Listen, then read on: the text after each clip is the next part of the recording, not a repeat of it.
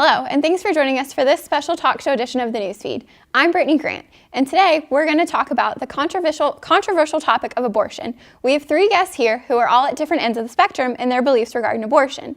Let's go ahead and introduce our guests. Katie, go ahead. Hi, I'm Katie Coulter. I am president of the Virginia Tech Young Democrats. I am a junior here, and I am studying public and urban affairs and sociology, and I was born and raised in Burke, Virginia. Dr. Hopkins? I'm Watt Hopkins in the Department of Communication here at Virginia Tech, where I teach primarily communication law and cyberspace law. All right. Father David? I'm Father David Charland. I'm the chaplain and director of campus ministry for the Newman community. I'm originally from Northern Virginia. I grew up in Alexandria, Virginia. Thank you, guests. In recent years, laws outlawing abortions have continued to come up in elections. Many of these laws use the idea of personhood to stop abortion clinics from operating in particular states. Current states like Florida, Texas, and Arkansas are considering these amendments. Virginia currently allows abortions until the third trimester, but requires women to undergo invasive procedures beforehand. Guests, do you think abortion should or should not be legal? Why or why not? We'll start with Dr. Hopkins. Unfortunately, this is a very complicated issue, and a kind of yes or no answer is hard to come up with. But to remain simple, I do not think abortion should be illegal, but I do not think also that it should be across the board. That is, there should be some controls over at what point during a pregnancy the ability to receive an abortion is stopped. Okay, all right. Father David, what do you think? You mentioned the word personhood, and that's really kind of a political term. In reality, we're talking about human life, and so for me, as a minister and as another human being, for me the idea of killing a human person, a human being, is always going to be wrong, regardless of the circumstances. Okay. Katie? Well, in terms of fetal development, we have the potential for life here. We're not talking fully developed fetuses that are actually can be carried to term at specific points in time. So the ability for women to have abortions is so necessary because laws do not speak for the experiences and circumstances of all women. So having that choice, and for myself being pro-choice, it's not about killing babies, it's about having the option available, because one law and restrictions on abortion marginalize women and prevent them from making their own decisions, and that's really something that in this country is a big issue and inhibits the progress of women in society. All right. What about cases involving rape? Do you think these types of cases that involve unwanted pregnancy should be considered okay when it does come to abortion? Katie, we can go ahead and start with you. Yeah, most definitely. When a woman is raped, it's not about sex, it's about power. And when someone is taking total control over that body and an unwanted pregnancy occurs, it is totally that woman's decision to end that pregnancy. A lot of women have a hard time coming forward with their rapes, and it's unfair that we place this stigma around rape and abortion that forces women to carry unwanted pregnancies to term and doesn't give them control over their own body in that sense. Okay. Dr. Hopkins, your thoughts about that? I would tend to agree. When it comes to making these kinds of decisions, as Katie said, they're very personal, and all kinds of reasons come in to making the decisions. If a pregnancy occurs as a result of a rape, that person that is created is still a person, and that makes the decision very hard. It's very difficult, but I would be opposed to laws that prohibit women from getting abortions if they are raped. Okay. Father David, your stance on this? Rape is a horrible, horrible thing, particularly because of someone exerting force over a woman. Mm-hmm. However, a woman takes and then has an abortion, she adds to the sadness of it, because not only is she still hurt and is going to continue to be hurt, but now there's another human life involved that has been killed, and the hurt is even greater for that woman who has not only been raped, but now faces the sadness of a child that's been killed within her. Okay. All right, we have some great dialogue going here. We're going to continue this after a short break.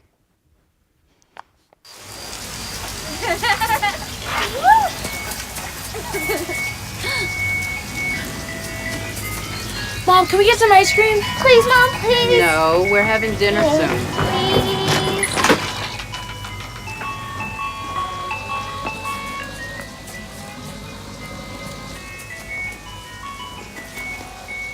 You don't have to be perfect to be a perfect parent.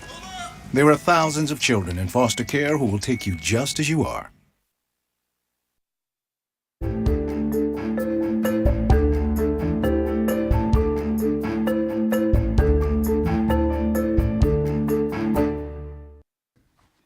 Hello, and welcome back to this edition of the Newsfeed.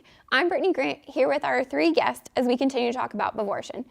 Before the break, we discussed the legality of abortion. Now let's talk about the moral issues behind. Guests, do you think abortion is morally wrong, and does that even matter when discussing the legality of it? Katie, we'll start with you. I personally do not have any moral issues with abortion. I think that as a woman, I have total control over my own body and that it's my decision whether I want to be pregnant or not.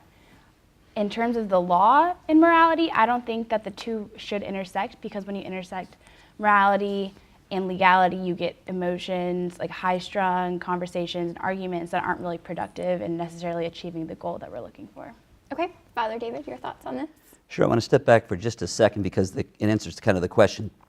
Human life begins at conception.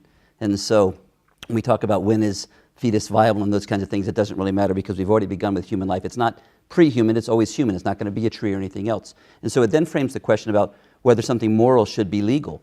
Well, every single law is based on morality. Deciding where a green light goes or a stop sign is based on morality. Mm-hmm. Is it safe to go fast here or slow, that kind of thing. And so legislators who kind of want to separate morality and legality aren't being truly honest. Every single law is based on morality. And so there ought to be a law that says we value human life from the moment of conception and we protect it in all situations.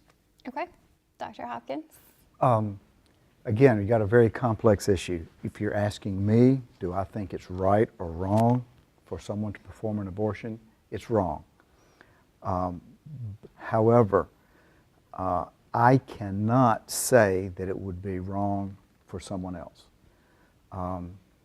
I grew out of the Protestant tradition, and one of the foundations of Protestantism is the priesthood of the believer, which says that every believer has the authority to interpret the Scriptures with the guidance of the Holy Spirit.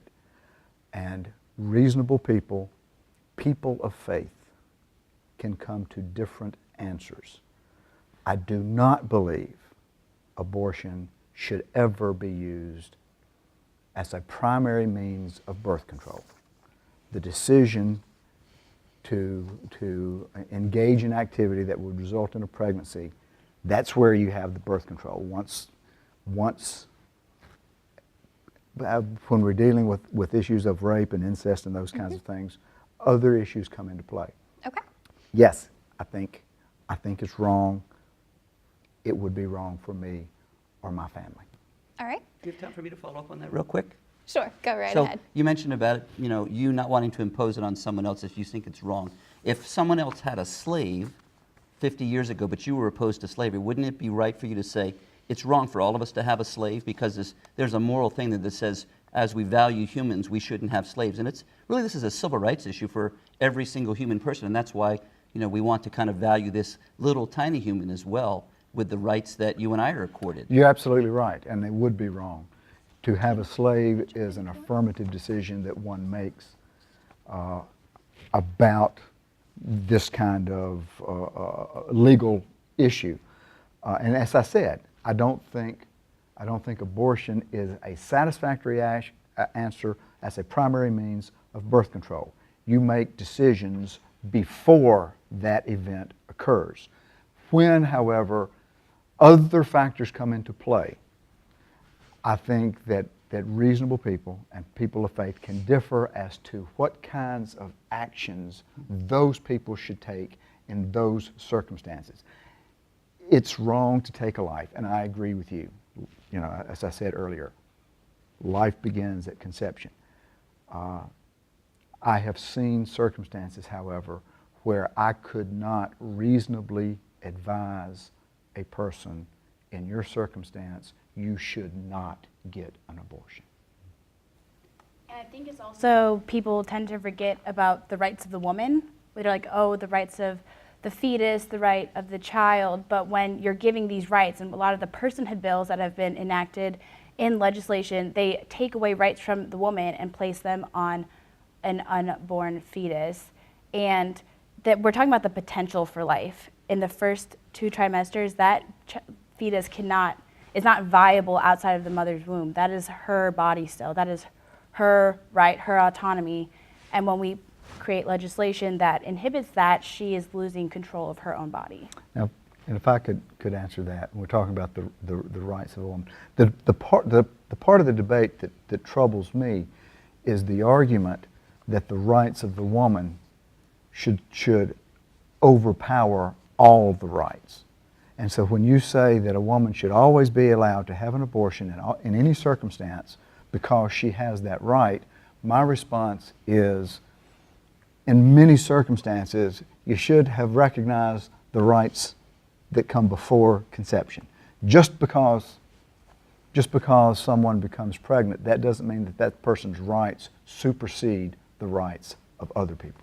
Right, but when there's laws passed that regulate access to birth control, when sex education isn't taught in schools and abstinence is the only technical way to teach children about sex education, and that isn't a viable method, then people are getting pregnant and having unwanted pregnancies, where abortion is the only option at that point because the steps before pregnancy and before conception were not available, and that education wasn't there and those resources weren't there. I believe that abortion should be safe, rare, and legal, but we can do things to limit the amount of abortions that happen in this country by providing more access to contraception and education. We're in agreement on several issues. I was a member of a local school board for 16 years, and no one has more problems with sex education in public schools than I do. Could I address the question real quickly about viability? Yeah. You mentioned viability several times. A child is never really viable till maybe, let's say, age 7 or 8. In other words, the 2-year-old outside of his mother's womb cannot care for himself. Does the mother then still have the right to do what she pleases with that child, include if the child is inconvenient, to kill the child? Because it's still an issue of viability for you, right? And in terms of viability, I'm talking unable to live. Like the fetus cannot function. It is dependent on the mother's nutrients in the womb. It is a part of her body, attached to her body, whereas a 2-year-old child is not necessarily able to take care of him or herself, but a fetus is completely 100% dependent on the mother's nutrients body. That is a part of her, and then whereas like a 2-year-old child may have other relatives or other options like child protective services, adoption, if the mother is not willing to take care of that child. But with a fetus, that is a part of her, and then when there are abilities to terminate that pregnancy before it gets to the point where she would have a 2-year-old child that is unwanted, then those steps should be prevented so that 2-year-old child doesn't end up living a terrible life or suffering from abuse or mistreatment by a That's mother. why we have the beautiful option of adoption in those situations where a woman feels she can't bring the child up, you know. Some women don't really feel like that is a good option though, because of the stigma with adoption, and a lot of families believe that premarital sex is a sin and a terrible thing, so a lot of women don't feel at liberty to talk about those options with their family and even carry that child to term because of the pressure from the family. All right, guys, sorry. That is all the time that we have for today. Thank you so much to our guest, and make sure to check us out on the newsfeed or on Facebook. Feel free to send us a story idea. Again, I'm Brittany Grant. Thanks for watching.